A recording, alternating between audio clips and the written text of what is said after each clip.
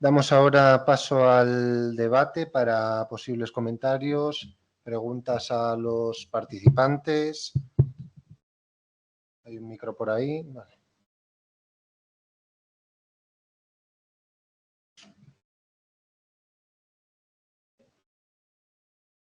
Vale.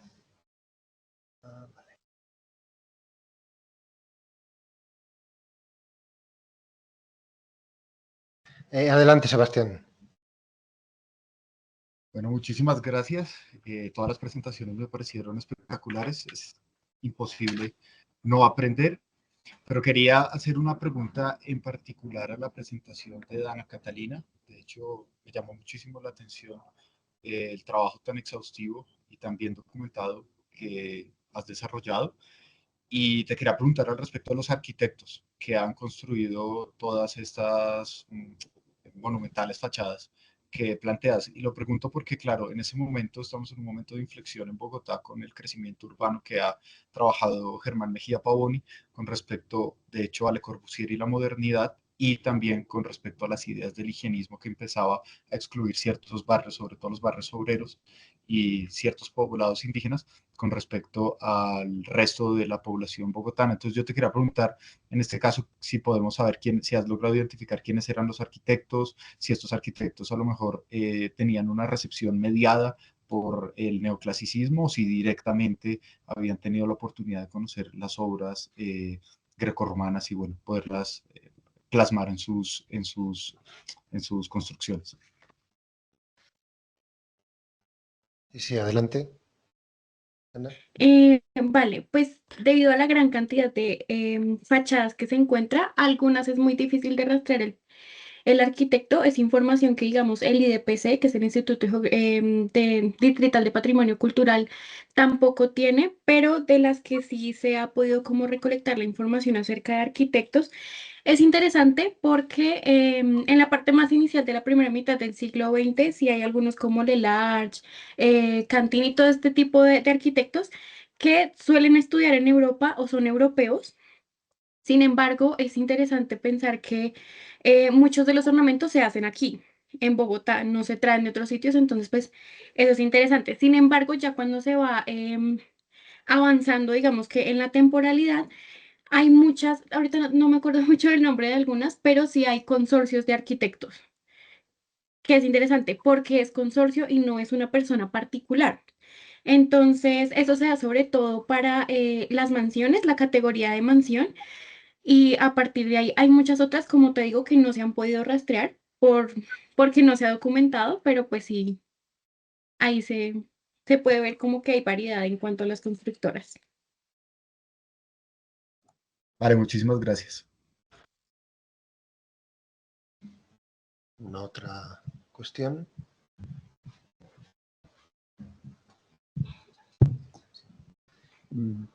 Buenas tardes. En principio, muchas gracias.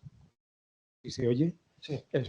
Muchas gracias a todos los y las ponentes, porque han sido muy interesantes todas las intervenciones. Yo tenía alguna pregunta, alguna muy concreta, algunas de ellas. La primera, formulo todas las preguntas.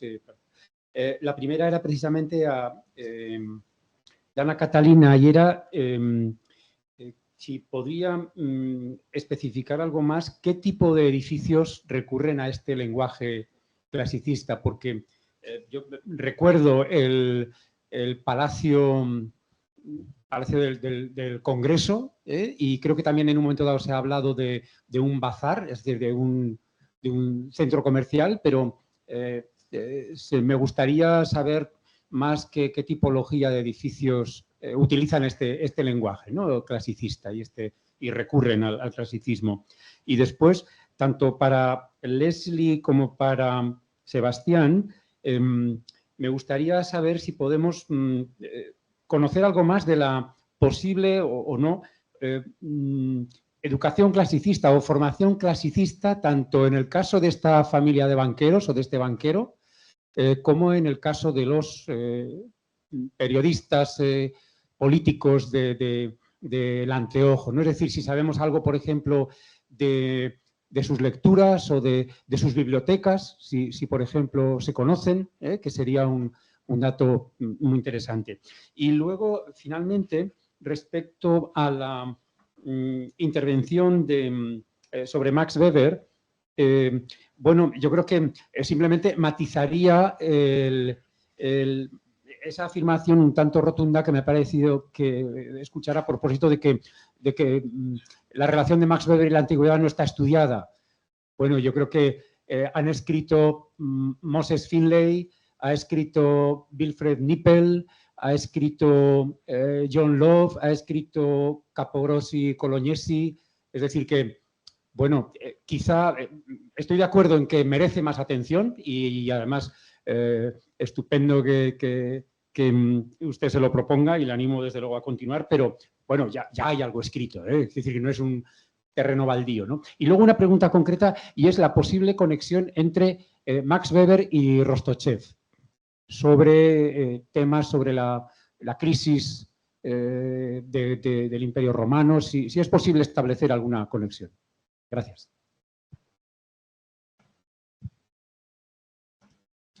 ¿Quién quiera contestar? Hola, voy a contestar. En cuanto a la tipología de edificios que se encuentran, es interesante pensar que en cuanto a usos, no hay algo muy específico. Ejemplo, hay edificios que son monumentos en espacio público, que son también edificios de gobierno, viviendas, edificios que también se construyen para actividades económicas. No es algo muy particular a un solo tipo de uso, sin embargo, sí es particular a un grupo poblacional, que es específicamente las élites de la capital, que pues como estuve diciendo, se trasladan hacia el norte y por eso se identifica este grupo poblacional. No sé si ahí respondo la pregunta o te referías a otra cosa, qué pena.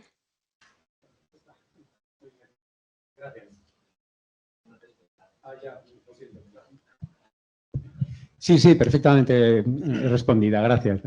Vale, gracias. Bueno, yo respondo a las cuestiones que me plantea Antonio, y es que lo poco, o sea, no lo poco que he encontrado, porque hay muy poco registro de quiénes fueron los Dugan, o sea, el archivo está prácticamente que regado por Colombia. Una parte está en el archivo histórico de Barranquilla, pero realmente es muy limitada la información que hay ahí. Otra parte también está en el archivo de la Universidad AFIT en Medellín. Y bueno, como dije en un principio, la investigación sigue en desarrollo. Lo que he podido constatar es que si bien el principal creador del banco pues llegó a Colombia desde Francia y aquí tuvo sus 7 hijos. Uno de los mayores pudo estudiar en Curazao, que fue con el que tuvo un mayor, por decirlo así, como que tuvo mayor fuerza del banco, ¿no?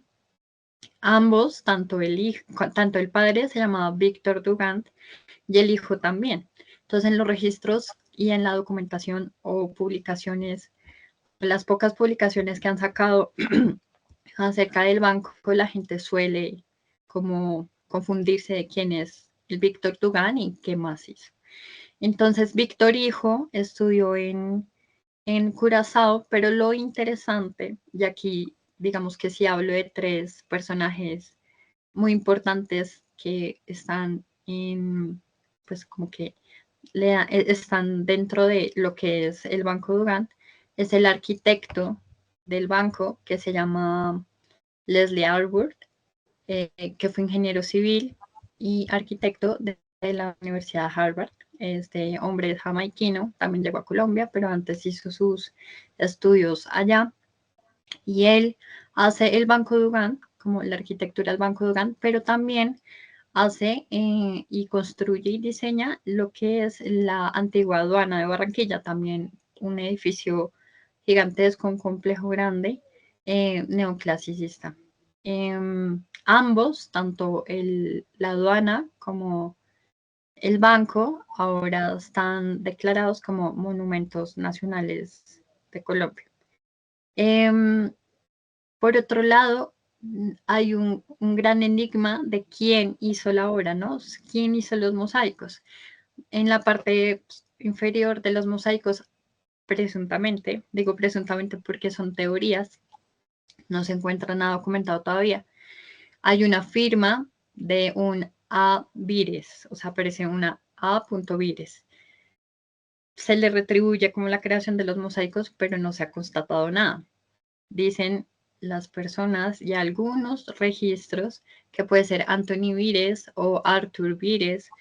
El todo caso es que, pues, lo único que se sabe es que fueron hechos en París y se trajeron. Esto es algo que también es un rastreo que estoy haciendo, como identificando quién lo hizo, cuáles fueron sus también como influencias artísticas y también de dónde pues toma las imágenes para construir lo que es Mercurio y la mujer, que es la alegoría de Barranquilla, ¿no? Junto a los otros dos.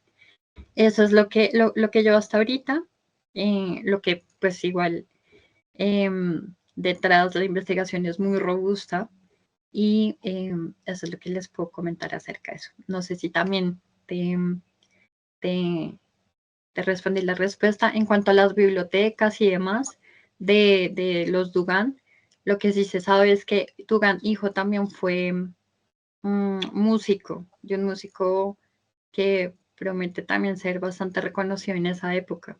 Lo que les digo, hay muy poca documentación y realmente la misma familia Dugan en la actualidad o a principios de 1990 ha tratado de crear un árbol genealógico rescatando casi que toda la información y dejándolo en público, ¿no?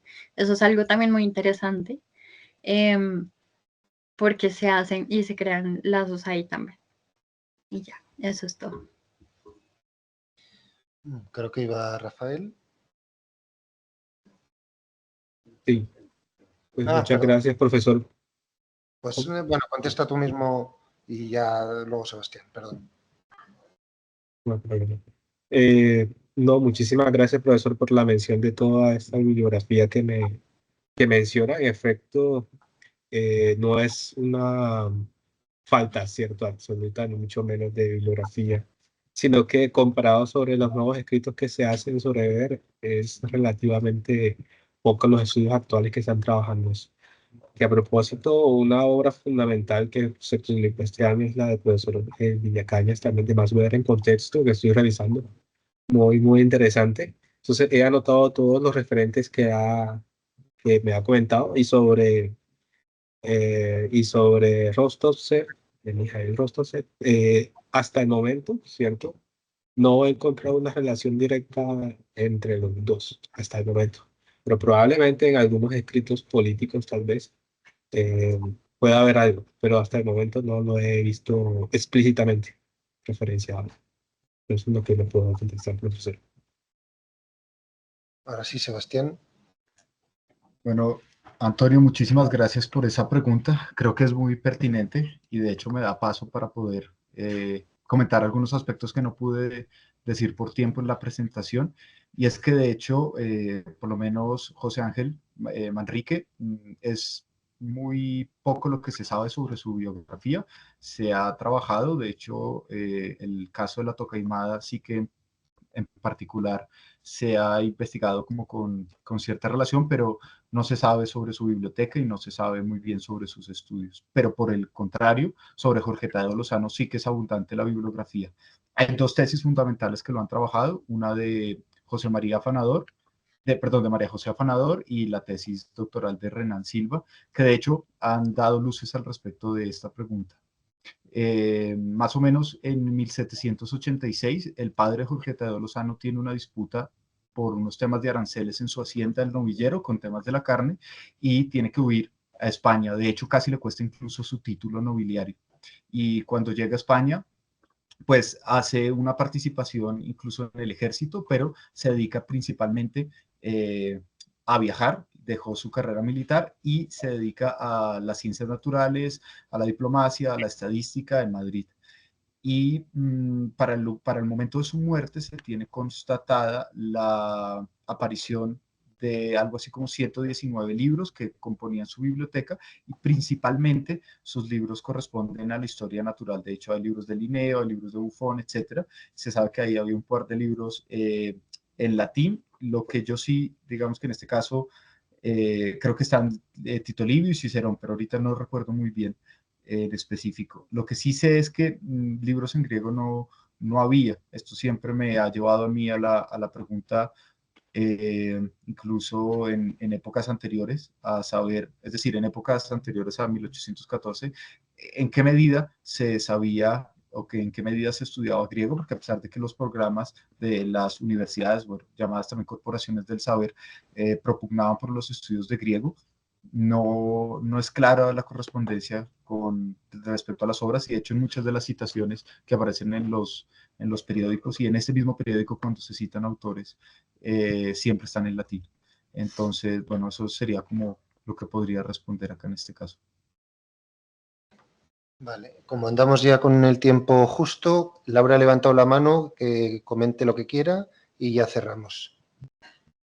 No, era rápido para Sebastián, que yo creo que no hay que subestimar la biblioteca de la mamá de José Ángel.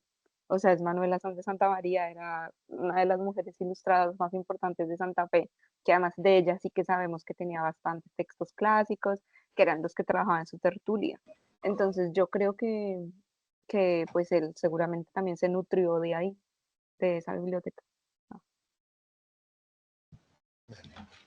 Pues muchas gracias, Laura, y ahora sí, gracias a todos, desde el primero hasta el último, tanto físicamente como virtualmente, y nos emplazamos todos mañana a las 9 de la mañana, y igualmente tanto física como virtualmente. Hasta mañana.